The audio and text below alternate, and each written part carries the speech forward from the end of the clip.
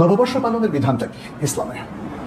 পহেলা বৈশাখের বিষয়টি নিয়েও আমাদের মধ্যে অনেক বিতর্ক। আসলে পহেলা বৈশাখের এই কালচারটা, এখানে তো অনেকগুলো কালচার, তাই না? কেউ মনে করেন যে পহেলা বৈশাখ বাদশাহ আকবরের সময় চালু হয়েছে, অতএব এটা মুসলিম কালচার। কিন্তু এর মধ্যে আমরা দেখি যে মঙ্গল শোভাযাত্রা সহ আর অনেকগুলো কার্যক্রম, তাই না? ছেলে মেয়েদের গানের আসর, তারপরে পয়লা বৈশাখ উৎসব হিসাবে পালনের আরেক আসর, পান্তা ইলিশের আসর, তাই না? অনেকগুলো বিষয় এখানে একসাথ হয়েছে। এগুলো নিয়ে আসলে ইসলামের কি বক্তব্য সেটা আজকে খুবই সংক্ষেপে আপনাদের সামনে আমি পেশ করতে যাচ্ছি।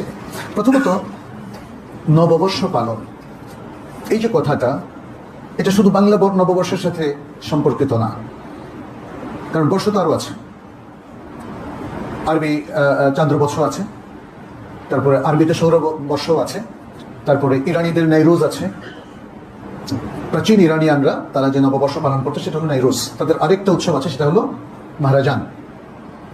আর ইংরেজি নববর্ষ আছে, ইত্যাদি। আমাদের অনেকে মনে করে যে বাংলা অথবা ইংরেজি নববর্ষ যেহেতু মুসলিমরা বিলং করে না, এগুলো নিষিদ্ধ, কিন্তু আরবি নববর্ষ জায়েজ, এটা আমাদের অনেকেই মনে করে। আমি আলাপচারিতা বুঝলাম। তো এটা নিয়ে আসলে বিষয়টা কি সেটা আমরা একটু আলোচনা করি।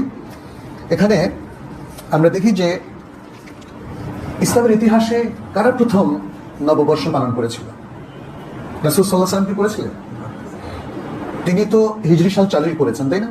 যদিও গণনাটা চালু করেছেন ওমর ইবনে খাত্তাব রাদিয়াল্লাহু তাআলা, কিন্তু তিনি কি বলেছেন? এই যে আমরা হিজরি সাল এখন থেকে গণনা শুরু করলাম, তোমরা এটা প্রতি বছর পালন করো, বলেছেন কিছু এরকম কিছু না। সাহাবায়ে কেরাম পরবর্তীতে করেছেন। সাহাবায়ে কেরাম তো প্রায় প্রথম শতাব্দীর শেষ ভাগ পর্যন্ত তারা জীবিত ছিলেন। তারা কি একবারের জন্য করেছেন?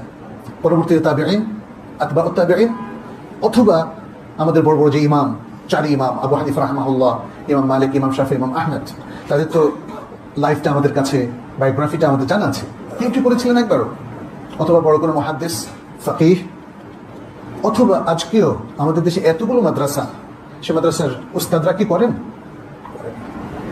তাহলে বোঝা গেল যে ইসলামের মূলধারার সাথে এবং ইসলামের রিলিজিয়াস ট্র্যাডিশন এর সাথে নববর্ষ পালনের কোনো সম্পর্ক নাই। এটা ইতিহাসের মধ্যেই নাই। এই অধ্যায়টা আরোপিত এবং বাইরের থেকে অন্য মানুষ